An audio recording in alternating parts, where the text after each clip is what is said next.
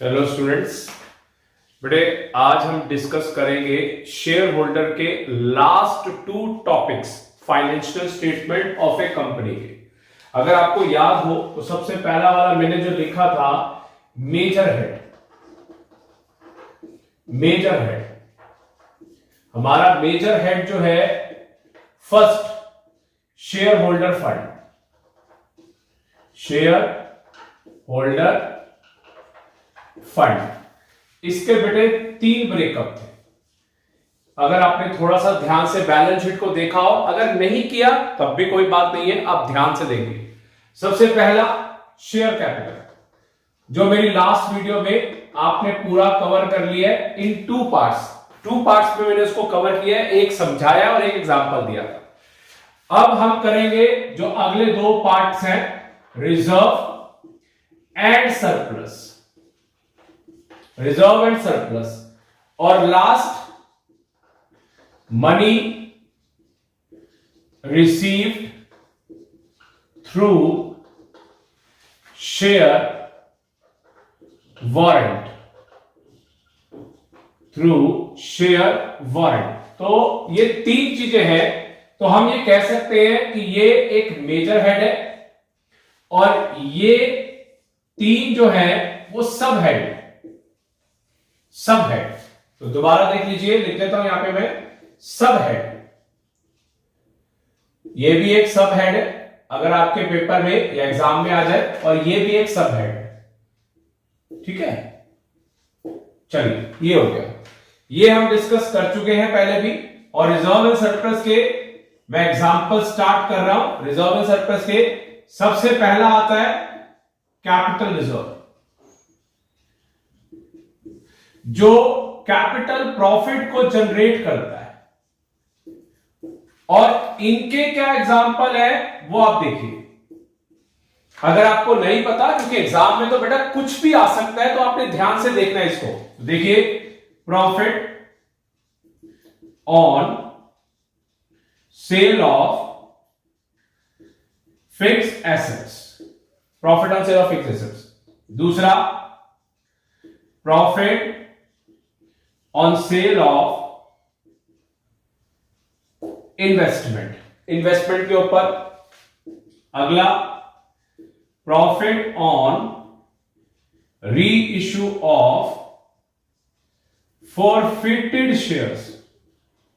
ये भी आ सकता है कैपिटल प्रॉफिट, जो कन्वर्ट हो जाता है कैपिटल रिजर्व के अंदर। अगला, profit on sale of existing business, किसी बिजनेस को बेच दिया और उसमें प्रॉफिट हो गया। तो मैंने आपके चार एग्जांपल डिस्कस कर दिए कैपिटल रिजर्व के अंदर, जो कैपिटल प्रॉफिट के कारण क्रिएट होता है, और ये आपके चार एग्जांपल्स हो गए। तो आपका अगर ये आ जाए तो मेजर हेड है आपका शेयर होल्डर फंड, और सब हेड होगा रिजर्व एंड सरप्लस के अंदर। अगर ये पॉइंट्स आ जाए तो आपने ध्यान रखना है। चलिए दूसरे पे आते। ये मान लीजिए फर्स्ट है, फिर मैं दूसरे पे आता हूं। Second, debenture redemption reserve. Third, ऐसा ही एक और क्रिएट होता है, capital redemption reserve. Fourth, security premium reserve. फिर पांचवा, एक जनरल रिजर्व के नाम से भी लिख सकते हैं, जो कॉमनली नाम हमने पढ़ा है, पार्टनरशिप में भी पढ़ा है नाम। Sixth, surplus. सरप्लस के कई नाम होते हैं, statement of profit and loss account, ये भी आ सकता है नाम। फिर एक और, रिटेन अर्निंग।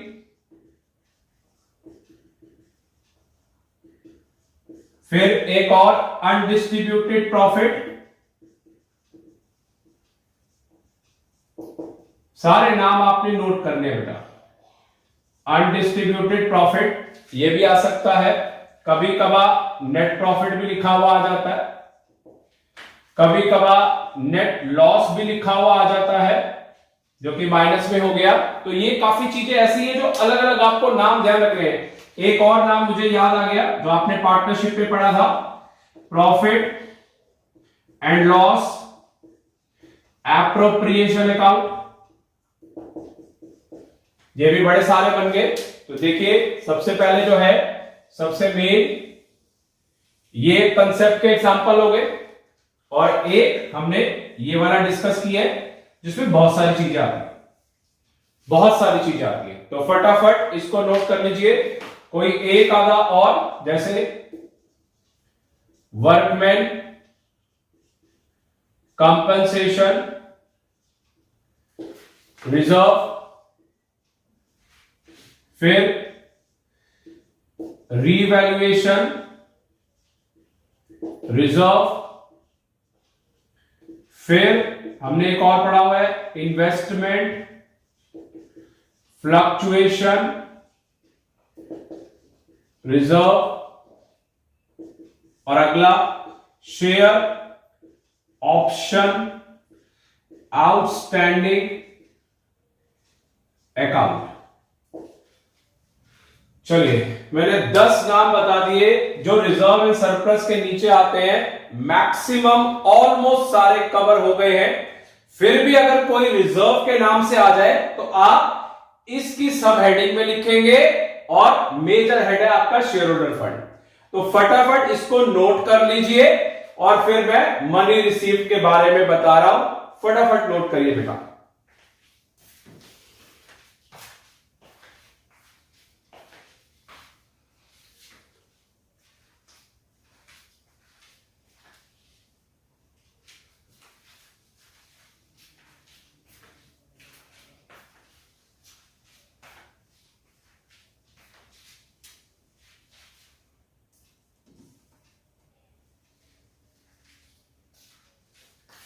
चलिए अब हम करते हैं last, money receive through share warrant.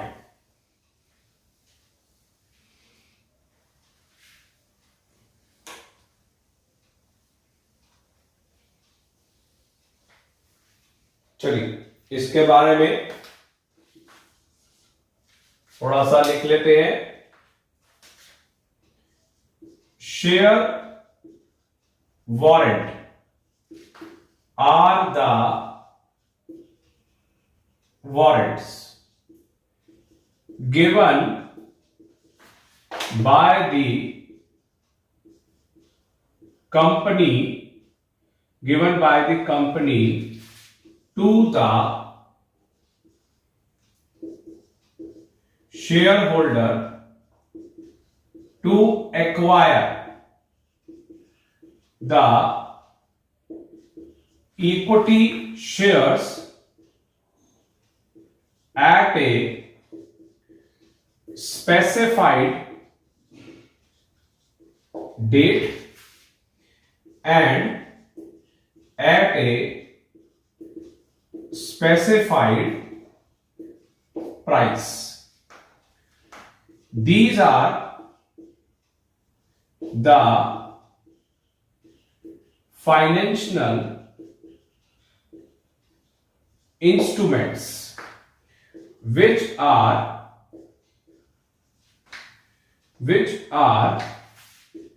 to be converted into equity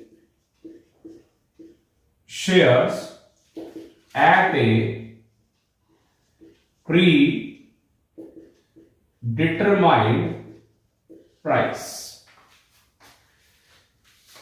These warrants are converted into equity shares later on at a specified date and shown as classified under the major head, that is shareholder fund। तो देख लीजिए इसका मतलब क्या है। Share warrant are the warrants given by the company to the shareholder to acquire the equity share at a specified date at a specified price. These are the financial instruments which are to be converted into equity shares at a predetermined price. These warrants are converted into equity share later on। इसको convert कर देते हैं। ये एक warrant पकड़ा दिया, हाँ जी भाई साहब ये डेट आएगी, इस डेट पे आप इक्विटी शेयर्स परचेज कर लेना और आपके इक्विटी शेयर्स बन जाएंगे।